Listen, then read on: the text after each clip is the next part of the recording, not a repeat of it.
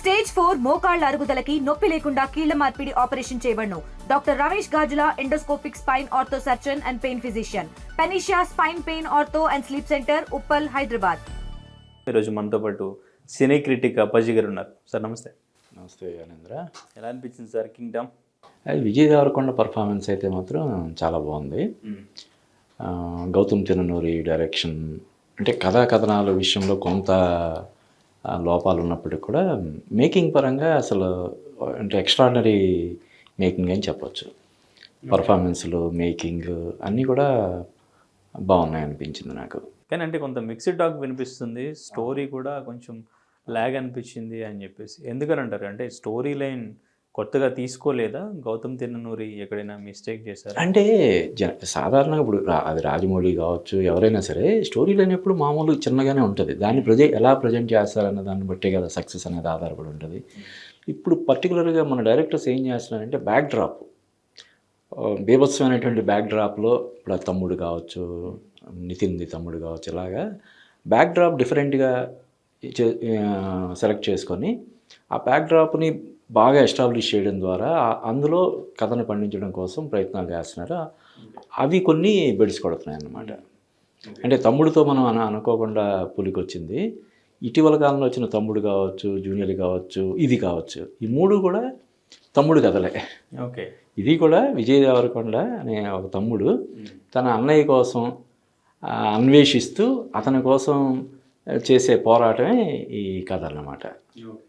అంటే స్టోరీ పరంగా ఆ ఎమోషన్ అనేది డైరెక్టర్ త్రూఅవుట్ మూవీని క్యారీ చేయగలిగారా? ఎట్లా అంటే జెర్సీతో కంపేర్ చేస్తున్నారు అందరూ. అంటే జెర్సీ ఆ ఎమోషన్ కానీ ఆ డెప్త్ కానీ సినిమాలో ఆ కంటెంట్ పరంగా ప్రతి సీను బాగుంటుంది, కానీ ఇక్కడ అది మిస్ అయింది. గౌతమ్ తిరునూరి మార్క్ కొంచెం అనేది. అవును, అదే అంటే మేకింగ్ మీద ఎక్కువ ఫోకస్, ఈ పర్ఫార్మెన్స్ల మీద ఎక్కువ. అంటే ముందు అసలు కథా కథనాలు అన్నీ అయిన తర్వాతే మనం దీని మీద షూటింగ్ స్టార్ట్ అయిన తర్వాత కదా ఇవన్నీ చేస్తారు. కానీ ఏదైతే ఉందో షూటింగ్ రావడానికి ముందు కథా కథనాల పట్ల తీసుకోవాల్సిన జాగ్రత్తల విషయంలో ఇంకొంచెం జాగ్రత్తలు తీసుకుని ఉంటే బాగుండదు అనిపిస్తుంది.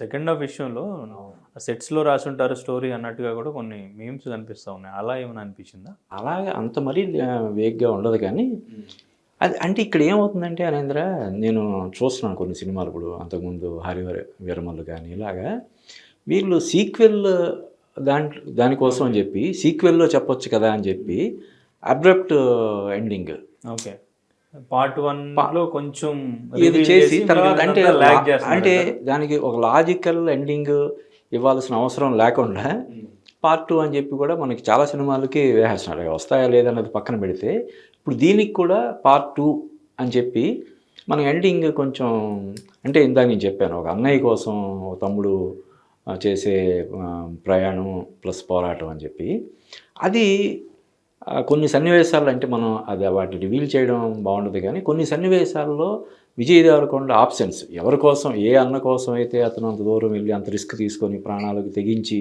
ఇది చేస్తాడో, అది క్రూషియల్ సీన్లో అతని ప్రజెన్స్ లేకుండా డిఫరెంట్గా ఉంటుందని చెప్పి మన డైరెక్టర్ అనుకొని ఉండొచ్చు. అక్కడ సినిమాకి కొంచెం బాగా డ్యామేజ్ అయిందేమో, అంటే కథకి కొంచెం డ్యామేజ్ అయిందేమో అని మనకు అనిపిస్తుంది అనమాట.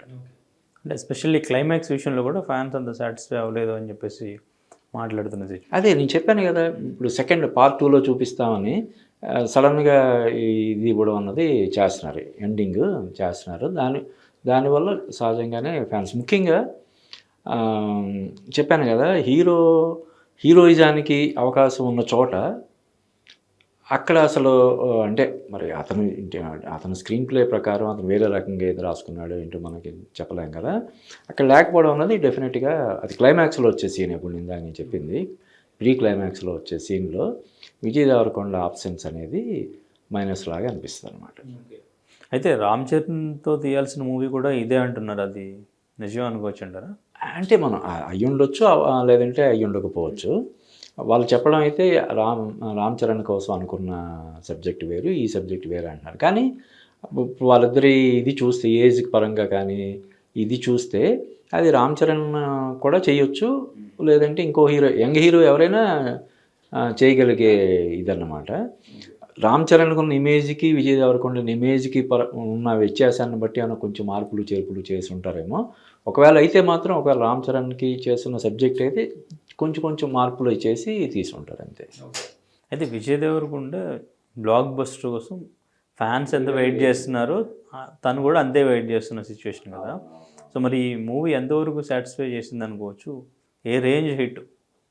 అంటే ఇప్పుడే మనం it's too early to decide కమర్షియల్గా అది మాడుతుందా లేదా అన్నది మనం చెప్పలేం. కానీ అంటే ఇంకొక అడ్వాంటేజ్ ఏంటంటే ఇప్పుడు రేపు మనకి వారు కూలీ సినిమాలు వచ్చేంతవరకు మధ్యలో సినిమాలు ఏం లేవు కాబట్టి అడ్వాంటేజ్ అవ్వచ్చు.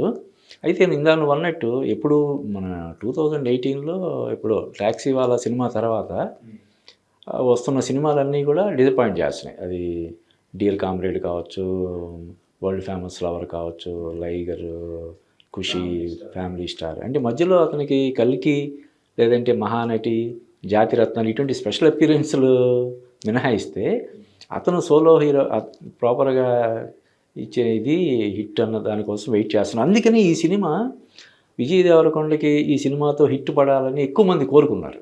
ఆ సింపతి ఫ్యాక్టర్ అనేది కొంత అది పాపం చాలా సంవత్సరాలు అయిపోయింది, మంచి హిట్ పడాలి ఈ అబ్బాయికి అని చెప్పి చాలామంది కోరుకున్నారు. అది ఎంతవరకు అవుతుందా అది చూడాలి మనం. అంటే ఇప్పుడు ఒక సినిమా ఇప్పుడు కొన్ని సినిమాలు కొంతమందికి నచ్చుతాయి, కొంతమందికి నచ్చవు. అంటే మీరు ఇప్పుడు ఎన్నో సినిమాలు చూస్తుంటారు, సినిమా చూసినప్పుడు మీకు అర్థం అవుతుంది సినిమా బొమ్మ బ్లాక్ బస్టర్ కాదు. అంటే ఇప్పుడు నా విషయంలో కూడా నేను బాగాలేదనుకున్న సినిమాలు హిట్ అయిన సందర్భాలు, చాలా హిట్ అవుతాయి అనుకున్న సినిమాలు ఫ్లాప్ అవ్వడం. ఇప్పుడు నేను కలేజా సినిమా చూసి అరే భలే ఉంది, మహేష్ బాబుకి చాలా పెద్ద హిట్ అవుద్ది అనుకున్నాను, ఆడలేదు అది. అంటే అలాగా స్టార్ హీరో సినిమా హిట్ అయినా ఫ్లాప్ అయినా ఆ ఇమేజ్కి ఎటువంటి డ్యామేజ్ ఉండదు. అవును అవును. కానీ స్టార్ హీరో అవ్వాలి అనుకునే హీరో సినిమా రిజల్ట్ కొంచెం మిక్స్డ్ ఉన్నా లేదు ఫ్లాప్ అంటే ఇప్పుడు విజయ్ దేవరకొండ విజయ్ దేవరకొండ కూడా అంటే ఇప్పుడు ఒక ఫ్లాప్ వస్తే ఇమీడియట్గా అతని కెరీర్ ఇంపాక్ట్ అయ్యే స్థాయిని దాటాడు. ఇప్పుడు ఆల్రెడీ అతని చేతిలో 2 సినిమాలు ఉన్నాయి, దిల్ రాజు బ్యానర్లో ఒకటి, మైత్రి బ్యానర్లో 2 సినిమాలు ఉన్నాయి. 2 కూడా ప్రామిసింగ్ సినిమాలు. రౌడీ జనార్దన్, ఇంకోటి రాహుల్ సంకృత్యన్ అని ట్యాక్సీ వాళ్ళ డైరెక్టర్ చేస్తున్నాడు. కాబట్టి ఈ సినిమా ఫలితం అంటే కమర్షియల్గా కూడా చాలా బాగుంటే అతనికి డెఫినెట్గా ఇంకా ప్లస్ అవుతుంది, లేకపోతే కొంచెం ఉంటుంది తప్ప మరీ ఎక్కువగా ఇంపాక్ట్ చూపించే ఇది ఉండదు.